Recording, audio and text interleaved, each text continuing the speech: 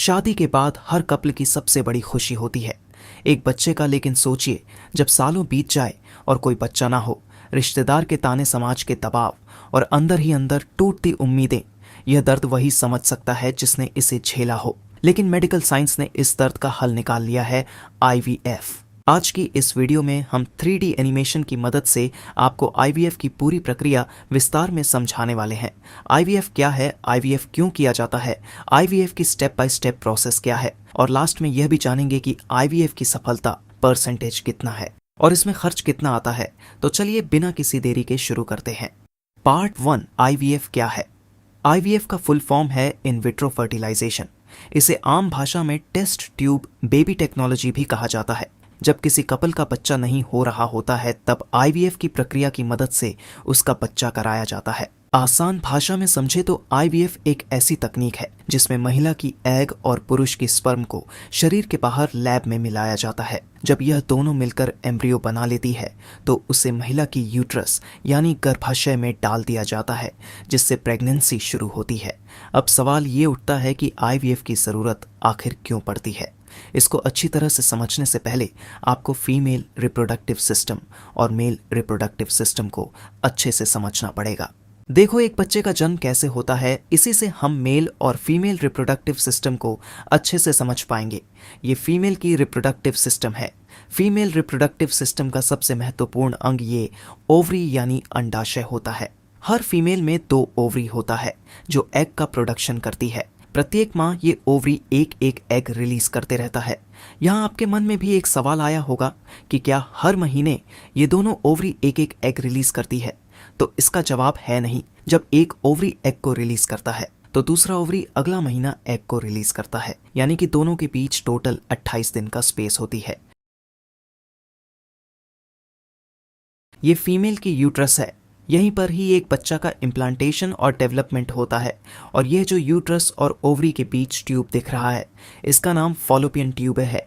यही Fallopian tube ही ovary और uterus को एक दूसरे से जोड़ता है।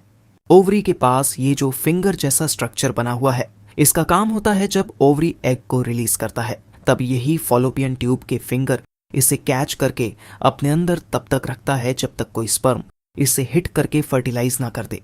यह आगे वाला हिस्सा फीमेल की वजाइना है, जहां से मेल और फीमेल का सेक्सुअल इंटरकोर्स करने की बाद मेल का स्पर्म फीमेल की वजाइना में इंटर करती है और इस सर्वाइकल कैनल से होते हुए फीमेल की यूट्रस में पहुंचता है।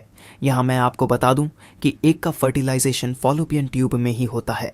अब ये स्पर्म आगे बढ़ते हुए फॉलोपियन ट्यूब में पहुंचकर एग की फर्टिलाइज करता है और यहाँ से जाइगोट डिवाइड होकर एक एम्ब्रियो बनता है। अब ये एम्ब्रियो फॉलोपियन ट्यूब से होती हुई यूट्रस यानी गर्भाशय की दीवार से जाकर चिपक जाता है। यहाँ पर और एक बात जो ध्यान देने वाली है कि जब ओवरी एग को रिलीज करने वाली होती है, उससे कुछ दिन पहले यूट्रस की दीवार में एक मसल का लेयर बनना शुरू होती है, जिसे एंडोमेट्रियम लेयर कहते हैं। इस एंडोमेट्रियम लेयर की वजह से ही यूट्रस में एक बच्चा का विकास हो पाता है। और जब बच्चा पूरी तरह से विकसित हो जाती है तो यह बच्चा माँ के शरीर से वजाइना के जरिए बाहर निकलता है। चलिए अब जानते हैं कि किन कपल को IVF की आवश्यकता होती है। IVF की आवश्यकता उन जोड़े को होती है जिन्हें गर्भधारण में कठिनाई हो रही होती है। इसके पीछे कई कारण हो सकते हैं। सबसे पहले महिला से जुड़ी समस्या को जानते हैं, फॉलोपियन ट्यूब ब्लॉकेज, जिसकी वजह से इंटरकोर्स के बाद मेल का स्पर्म फीमेल की एग तक पहुंच ही नहीं पाता है कि उसको फर्टिलाइज कर सके। हार्मोनल इश्यूज, जब शरीर में सही तरीके से एग नहीं बनते। एंडोमेट्रियोसिस, जब गर्भाशय की परत सही तरीके से काम नहीं करती। इसके अलावा बढ़ती उम्र 45 साल के बाद महिलाओं में अंडे की क्वालिटी कम हो जाती है।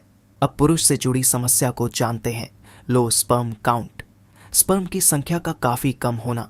पुअर स्पर्म मोटिलिटी, स्पर्म का कमज़ोर होना। स्पर्म में वह ताकत ही नहीं होता है कि वह फीमेल की एग तक पहुंच सके और उसको फर्टिलाइज कर सके।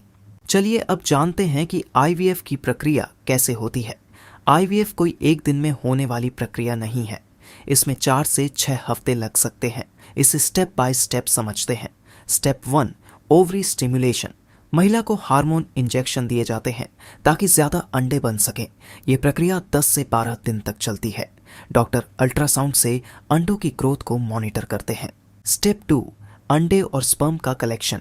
जब अंडे पूरी तरह से विकसित हो जाते हैं तो उन्हें एक छोटे ऑपरेशन के जरिए निकाला जाता है। इस ऑपरेशन में फीमेल की वजाइना में अल्ट्रासाउंड की मदद से सक्शन निडल के जरिए ओवरी से मैच्योर एग को कलेक्ट कर लेता है। इसके बाद मेल पार्टनर से सीमन यानी स्पर्म भी कलेक्ट किए जाते हैं। Step 3, fertilisation.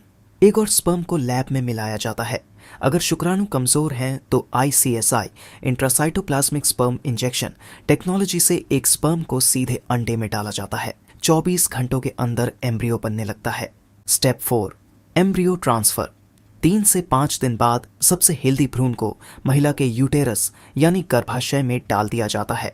यह प्रक्रिया पेनलेस होती है, लेकिन कहते हैं ना, एक माँ अपने बच्चे के लिए हर तरह की पेन को सहने के लिए हमेशा तैयार रहती है। Step 5, pregnancy test. 14 दिन बाद ब्लड टेस्ट के जरिए देखा जाता है कि महिला प्रेग्नेंट हुई या नहीं। अगर टेस्ट पॉजिटिव आता है तो बधाई हो, आपके घर नन्हा मेहमान आने वाला है। चलिए अब IVF की सक्सेस रेट और कॉस्ट के बारे में जानते हैं। अगर महिला की उम्र 35 साल से कम है तो उसका IVF सक्सेस रेट 50 से 60% तक होता है। अगर ICSI तकनीक का इस्तेमाल किया जाए तो सफलता 80 से 90% तक पहुंच सकती है। भारत में एक IVF साइकिल का खर्च लगभग 1 से 2 लाख रुपए हो सकता है। लेकिन सबसे बड़ा सवाल जो सबके मन में आते हैं, क्या IVF से जन्म लेने वाले बच्चे सामान्य बच्चों की तरह होते हैं? दुनिया की पहली test tube baby Louise Brown का जन्म 1978 में हुआ था। आज वह पूरी तरह स्वस्थ और खुद एक माँ है। IVF से जन्मे बच्चे नेचुरल तरीके से जन्मे बच्चों की तरह ही होते हैं। IVF सिर्फ एक मेडिकल ट्रीटमेंट नहीं, बल्कि उन कपल के लिए उम्मीद की किरण है जो माता पिता बनने का सपना देख रहे हैं। अगर आपके आसपास कोई इस समस्या से जूझ रहा है तो उसे हिम्मत देने की ज़रूरत है। अगर आपको यह वीडियो जानकारीपूर्ण लगी तो इसे लाइक करें, शेयर करें और हमारे चैनल मिस्टर एनिमेशन हिंदी को सब्सक्राइब करें। नीचे कमेंट में बताइए, क्या आपने या आपके किसी जानने वाले ने IVF के बारे में कभी सोचा है? धन्यवाद।